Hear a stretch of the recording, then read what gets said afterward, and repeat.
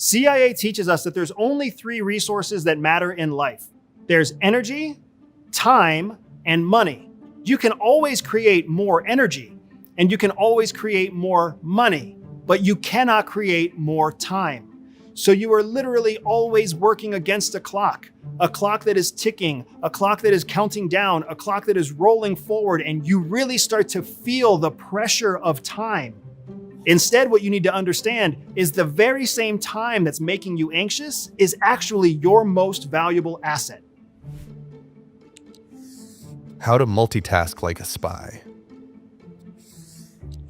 Current research shows that the average person has to make more than 1,600 decisions a day.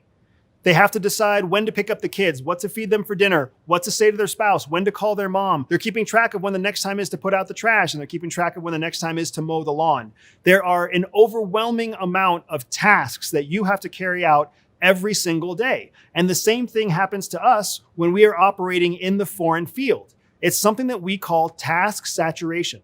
When there's more tasks that need to be done than you feel comfortable carrying out with any sort of effective capacity. And task saturation is a very dangerous thing because it can result in decreased cognitive ability, increased stress, increased anxiety, and an overall sense of unproductive success. You can learn to identify and manage your own threshold for tasks so that you never enter a position of task saturation.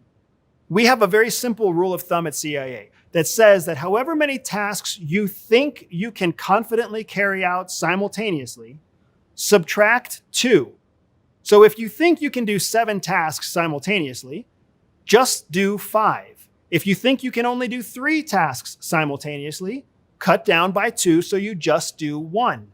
What happens when you take this simple rule of thumb and you reduce the number of tasks that you're trying to accomplish by 2, you are essentially increasing your resources for fewer tasks, which increases your productivity with each of those tasks. And as you become more productive, you gain momentum with the other tasks. And above all, you have this very positive mindset and this very positive attitude that allows you to continue being productive. In contrast, when you allow yourself to reach a place of task saturation, the opposite effect happens. You start to feel like you're not being productive. You start to feel like you're overwhelmed, and you develop a negative mindset that actually starts to create more problems that keep you from being productive. Once you are task saturated, you have to start working to resolve or reverse your level of task saturation. The first step is one where you have to accept that you are actively in a position of task saturation, which means you will not accomplish all of the tasks that you're trying to carry out. Once you accept that you will not be able to do all the tasks you're trying to do, the next step is to prioritize the remaining tasks that you have. At CIA, we call this operational prioritization, which means that to continue the operation and to achieve success, we must prioritize in a very specific way. This is where time becomes your most valuable asset and your best friend, because time is something that you can't argue with. Time is something that you can't debate. So when the time comes that you need to operationally prioritize your tasks, you want to use time to help you put those tasks in order. So you ask yourself the question, what is the next task that I can carry out in the shortest amount of time? Yes, I know it sounds simple and it sounds basic and it may even sound silly or stupid to you, but it's the very fact that that question is so elementary in nature that makes it so reliable when your whole body is working against you. Because you can't deny the simple truth that some tasks can be done faster than others. And as you start to complete tasks in that lens of operational prioritization, you start to gain momentum. You start to reduce your total number of tasks, and you start to gain back confidence as you get back to the place where you are able to manage the remaining tasks that you have. Imagine that you and I are meeting with a terrorist asset in the foreign field. Maybe that's somewhere in the Middle East, maybe that's somewhere in Southeast Asia, and we don't know that we can trust this person. Maybe they are carrying a bomb strapped to their chest. Maybe they're carrying a gun. Maybe they have a group of people that are waiting just outside the door to attack us as soon as we sit down. But the secrets that this person has are so valuable that it's worth the risk of trying to have the conversation.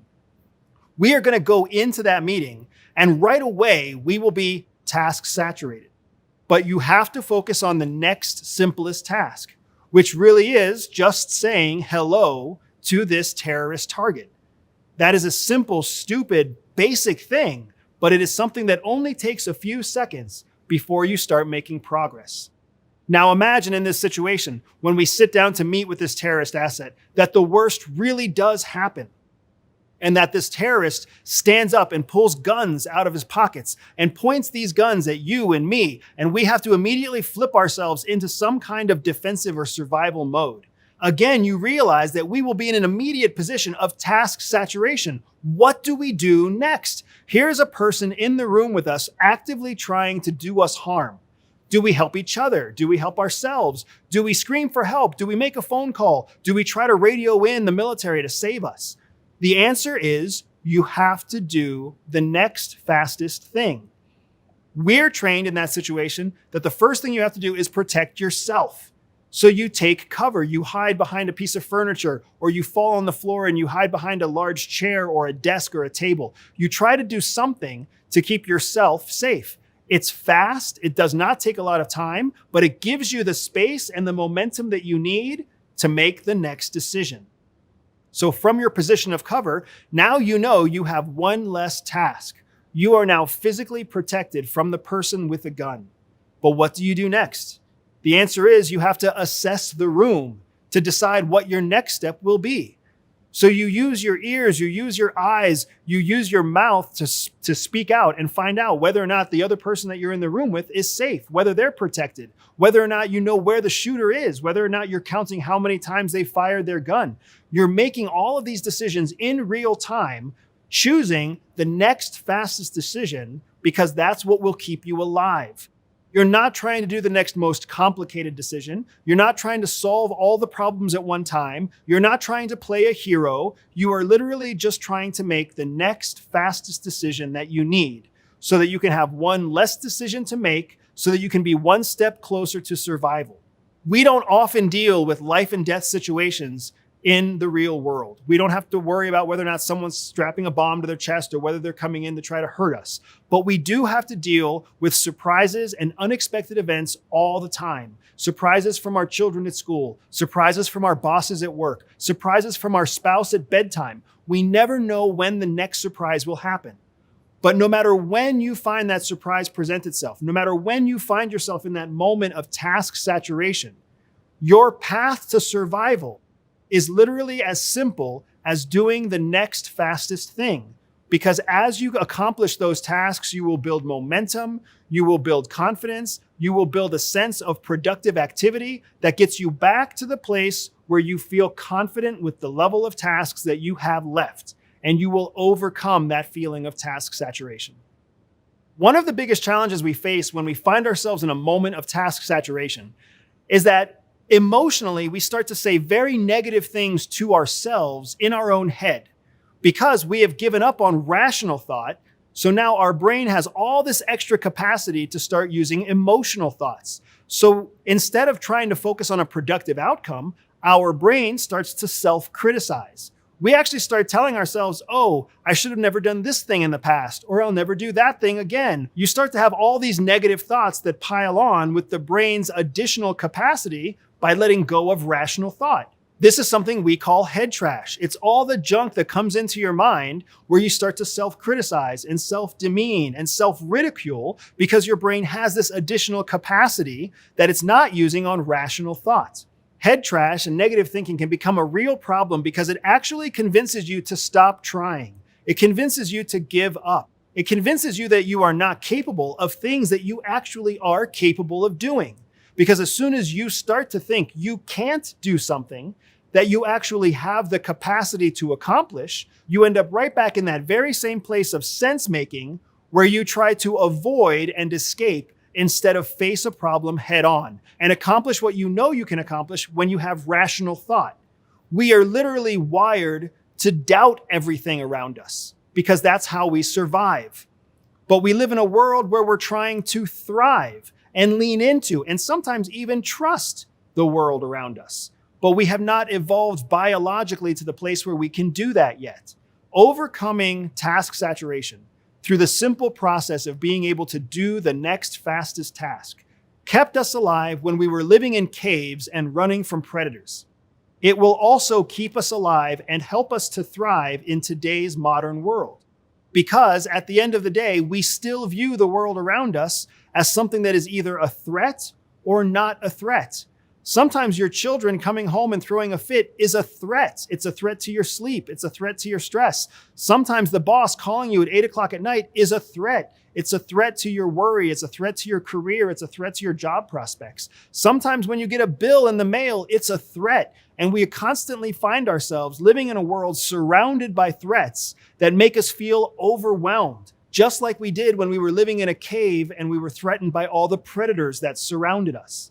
We have to understand that the simplest solution is oftentimes the best solution. And that has proven true for us countless times, and that will prove true for you with operational prioritization. So here's my challenge to you.